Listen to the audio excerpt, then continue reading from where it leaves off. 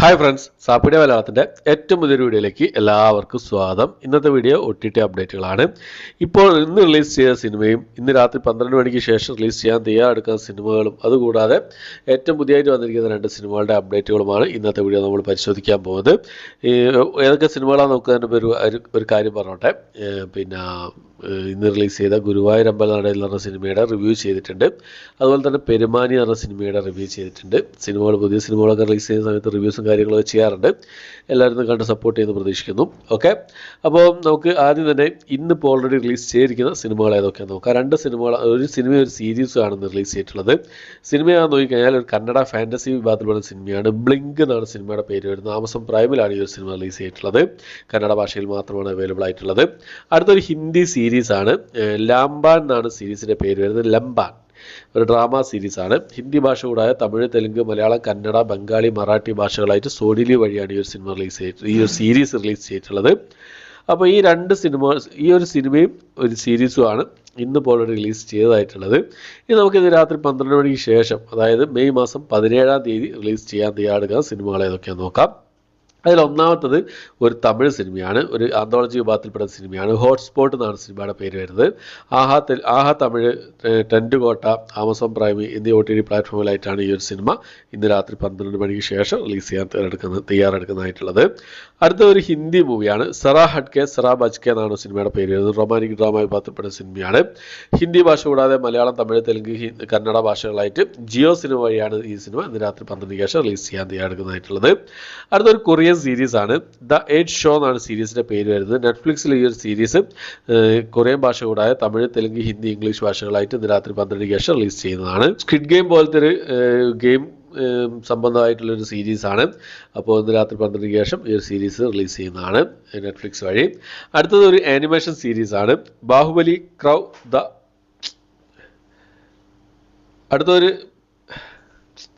അടുത്തൊരു ആനിമേഷൻ സീരീസാണ്. Baahubali crown of blood എന്നാണ് സീരീസിൻ്റെ പേര് വരുന്നത്.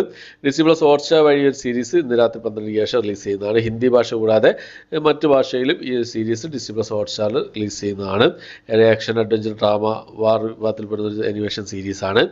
അടുത്തൊരു ഹിന്ദി മൂവിയാണ്. ബസ്റ്റർ ദ നെക്സൽ സ്റ്റോറി എന്നാണ് സിനിമയുടെ പേര് വരുന്നത്. ഒരു ആക്ഷൻ ക്രൈം ഡ്രാമ വിഭാഗത്തിൽപ്പെടുന്ന സിനിമയാണ്. ഹിന്ദി ഭാഷയിലായിട്ട് ഈ ഒരു സിനിമ C5 വഴി ഇന്ന് രാത്രി 12 ശേഷം റിലീസ് ചെയ്യുന്നതാണ്. അടുത്തൊരു ക്രൈം ത്രില്ലർ വിഭാഗത്തിൽപ്പെടുന്ന ഒരു സീരീസാണ്.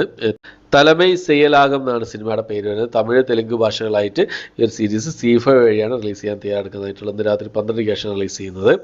അടുത്തൊരു ആനിമേഷൻ ഫാൻറ്റസി വിഭാഗത്തിൽപ്പെട്ട സിനിമയാണ്.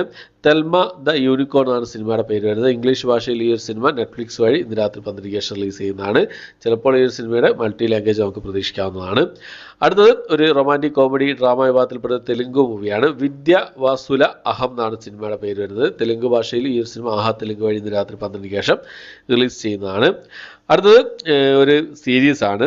ഒരു ഹിന്ദി സീരീസാണ്. നമ കൂൽ എന്നാണ് സീരീസിൻ്റെ പേര് വരുന്നത്.